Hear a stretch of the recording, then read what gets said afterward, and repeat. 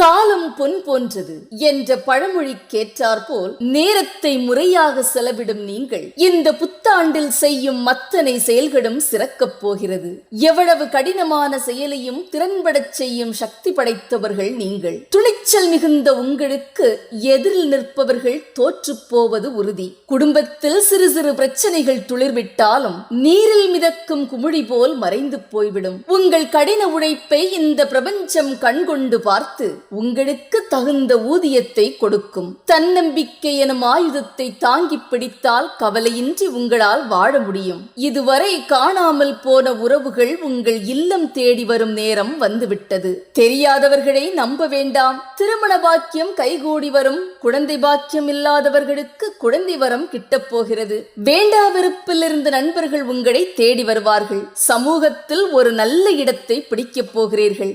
உங்கள் அந்தஸ்து உயரப் போகிறது. ஒரு சிறந்த தலைவராக நடந்து கொள்வீர்கள். உங்களுக்கு கீழ் வேலை பார்ப்பவர்களும் பொறுப்புடன் நடந்து கொள்வார்கள். உடல் ஆரோக்கியத்தில் அதிகம் கவனம் செலுத்தும் ஆண்டு இது. பல வழிகளில் பணம் உங்களை தேடி வரும். துன்மார்க்க நடத்தை உடையவர்கள் உங்களை விட்டு விலகிச் சென்று விடுவார்கள். ஊதிய உயர்வு கிட்டும். கொடுக்கல் வாங்கல் கை கொடுக்கும். எதில் முதலீடு செய்தாலும் நன்மை கிட்டும். எங்கு சென்று கேட்டாலும் கடன் கிட்டும். கலைத்துறையில் இருப்பவர்கள் புதிய இடத்தை பிடிப்பீர்கள்.